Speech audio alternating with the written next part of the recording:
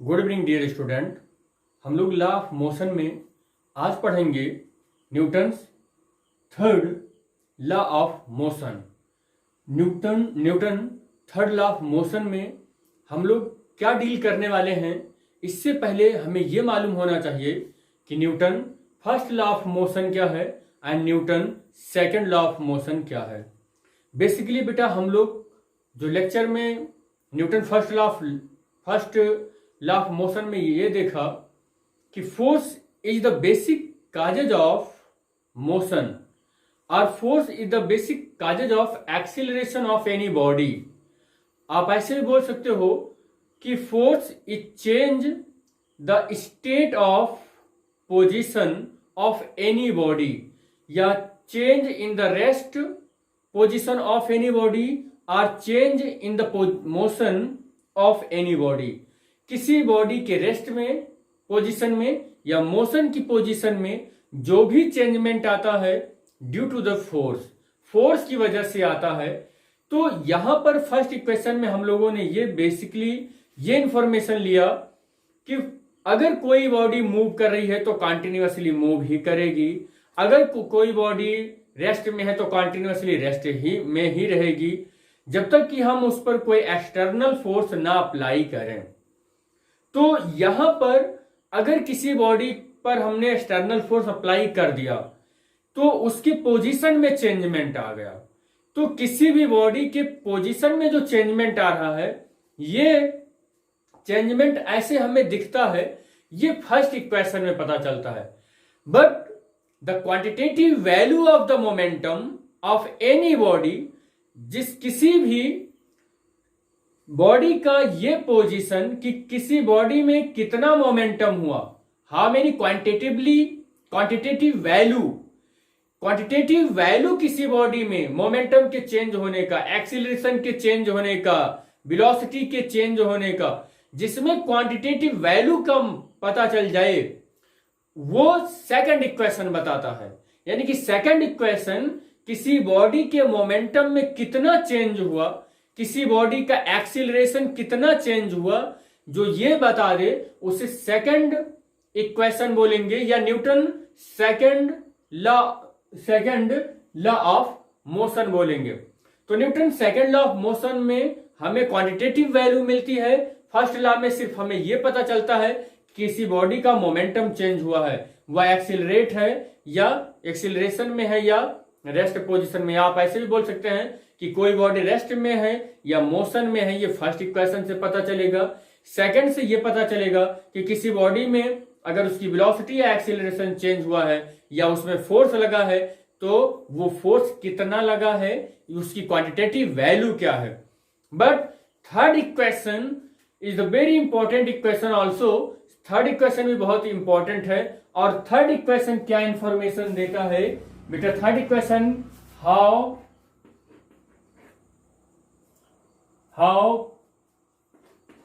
Type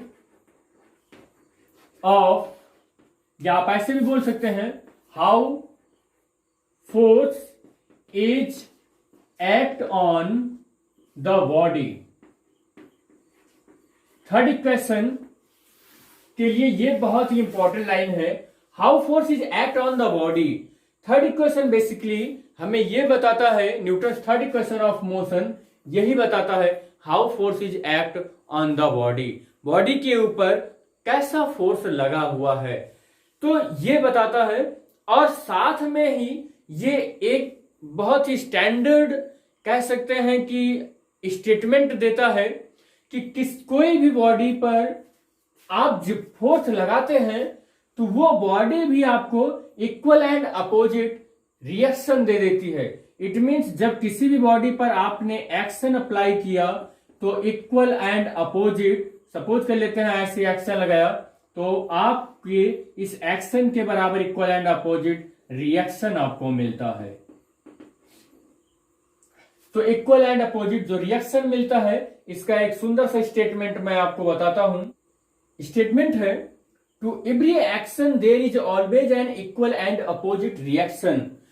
किसी भी body पर आप जितना फोर्स अप्लाई करते हैं वो बॉडी भी आप पर उतना ही फोर्स अप्लाई करती है। हम इसे कैसे वेरीफाई करेंगे, एक एग्जांपल से समझते हैं कि इस चीज को कैसे वेरीफाई करना है। कि किसी भी बॉडी पर आप जितना फोर्स लगाते हैं वह बॉडी भी आपके ऊपर उतना ही फोर्स लगाती है। यानी कि यहां से पता चलता है कि न्यूटन थर्ड लॉ बताता है कि किसी बॉडी पर किस तरीके का फोर्स लगता है। सपोज कर लेते हैं बेटा यहां पर कि ये एक वर्टिकल वाल है और ये भी एक वर्टिकल वाल है और ये प्रैक्टिकल अंडर द ग्रेविटी हो रही है, यानी कि अर्थ के सरफेस पर हो रहा है। यहां पर हमने एक हुक लगाया और इस हुक से एक स्प्रिंग बांध रखी है, एक स्प्रिंग बांध रखी है और इस स्प्रिंग का कनेक्शन किसी दूसरी स्प्रिंग से कर देते हैं। और यहां पर या आप इसको पहले ऐसे देख लें, सपोज कर लेते हैं कि इस साइड में वाल नहीं है, इस साइड में वाल है, हमने बांध रखा है और इसको हमने ऐसे पकड़ रखा है। जैसा भी हो, आज थोड़ी सी ड्राइंग मिस है मेरी यहाँ, बहुत अच्छी ड्राइंग नहीं है। तो ऐसे हमने इसको पकड़ रखा है और हमने इसको ऐसे खींच लिया, एक्शन लगाया इस पर। जब हमने इस पर एक्शन लगाया और F न्यूटन फोर्स इस डायरेक्शन में, तो आप देखोगे कि अगर ये स्प्रिंग बैलेंस है तो आपने स्प्रिंग बैलेंस में जो डिस्प्लेसमेंट दे रखा है वो इस डायरेक्शन में दे रखा है। आपने इसे भी खींचा F न्यूटन फोर्स से और आप देखेंगे कि ये भी आपको F न्यूटन फोर्स से खींचेगा। आपने इसे F न्यूटन फोर्स से खींच लिया है तो ये भी आपको F न्यूटन फोर्स से खींचेगा। तो जब कोई भी आप फोर्स लगाते हैं तो उसका इक्वल एंड अपोजिट फोर्स ये लग जाता है अपने आप, जिसे हम रिएक्शन बोलते हैं, जिसे हम रिएक्शन बोलते हैं। जैसे एक एग्जांपल से और मैं यहां समझाऊंगा कि आपने F न्यूटन फोर्स से इस बोर्ड पर बिल्कुल परपेंडिकुलर, इस बोर्ड के सरफेस के परपेंडिकुलर आपने फोर्स लगाया और ये वाल नहीं गिरी, या कह सकते हैं इक्विलिब्रियम पोजीशन में है। इसका मतलब वाल ने भी हम पर उतना ही फोर्स लगाया होगा, इक्वल एंड अपोजिट डायरेक्शन। तो इक्वल एंड अपोजिट डायरेक्शन में जो ये फोर्स लगते हैं इसे रिएक्शन फोर्स बोलते हैं और आप जो अप्लाई करते हैं वो एक्शन फोर्स बोलते हैं। याद रहे बेटा, यहीं से कंक्लूजन और निकल कर आता है Newton third law of motion से कि किसी भी बॉडी पर जो भी फोर्स लगते हैं वो हमेशा पेयर में लगते हैं, हमेशा और हमेशा पेयर में लगते हैं। और एक चीज कंक्लूजन निकल कर आता है कि किसी भी सिंगल बॉडी पर action and reaction both are forces is not applicable. जैसे हम एग्जांपल के तौर पर देखें कि यहां पर एक टेबल है और इस टेबल पर एक बुक रखी हुई है। ये बुक क्या करेगा, अपने वेट के बराबर एक एक्शन फोर्स अप्लाई करेगा ऑन द टेबल। टेबल पर एक वेट के बराबर फोर्स अप्लाई करेगा जिसे हम एक्शन बोलेंगे। बट अगर ये सब इक्विलिब्रियम सिचुएशन में है, यानी कि ये मेज इस वेट को आराम से सह लेता है, तो यह मेज का सरफेस क्या करेगा, ये मैं थोड़ा सा डिफरेंस करने के लिए थोड़ा सा बुक को ऊपर बनाता हूं। ये भी इस पर एक फोर्स लगाएगा ऊपर की ओर जिसे हम रिएक्शन फोर्स बोलेंगे, जिसे हम रिएक्शन फोर्स बोलेंगे। ये कौन लगाया है रिएक्शन फोर्स को, ये लगाया है टेबल ने। किसके ऊपर लगाया है, ये टेबल ने लगाया है ऑन द बुक, बुक के ऊपर लगा हुआ है। बट ये जो एक्शन फोर्स है ये किसके ऊपर लगा हुआ है, ये टेबल के ऊपर लगा है। कौन लगाया है, ये बुक ने लगाया है। तो यहां पर क्या होगा कि बुक ने लगाया है, किसके ऊपर लगाया है, ऑन द टेबल। तो यहां पर आपने ये देखा कि बुक ने टेबल के ऊपर जो फोर्स लगाया वो एक्शन फोर्स है और टेबल ने बुक के ऊपर एक फोर्स लगाया जो रिएक्शन फोर्स है।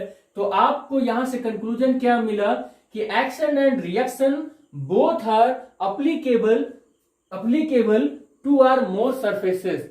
दो सरफेस के पर लगेंगे किसी एक सिंगल सरफेस पर, यानी कि action and reaction both are is not applicable in single surface. किसी एक सिंगल सरफेस पर या किसी एक सिंगल बॉडी पर नहीं लगेगा।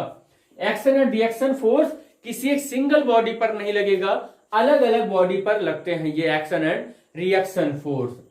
जब आप इसको एग्जाम्पल से भी आप समझ सकते हैं कि जब आप सैंड पर चलते हैं, सैंड पर, बालू पर आप जब चलते हैं तो आप क्या करते हैं, पंजे से, अपने पैर के पंजे से आप बालू या सैंड को पीछे बैकवर्ड की ओर एक एक्शन फोर्स देते हैं, आप दबा देते हैं, और क्या होता है कि ये भी आपको आगे की चलने के लिए क्या कर देता है, पुश कर देता है, जो यहां पर कहलाता है रिएक्शनरी फोर्स या रिएक्शन फोर्स। इट मीन्स हम लोग जो जनरली चल पाते हैं वो अर्थ की वजह से equal and opposite reaction force जो मिलता है इसी वजह से चल पाते हैं। अगर हम खुरदरे तल की बात करें, एकदम स्मूथ तल की बात करें, एकदम स्मूथ, बिल्कुल चिकना, तो उस पर हमें ये रिएक्शन फोर्स कम मिल पाता है, इसी वजह से हम स्लिप भी कर जाते हैं। तो इसका मतलब ये हुआ कि हमारे चलने के लिए रिएक्शन और एक्शन, या कह सकते हैं कि Newton third law of motion का बड़ा ही इंपॉर्टेंस है। फ्रिक्शन फोर्स एक एक्शन और रिएक्शन का बहुत अच्छा एग्जाम्पल है। वीडियो को पॉज करके बेटा आप नोट कर लीजिए। थैंक यू बेटा।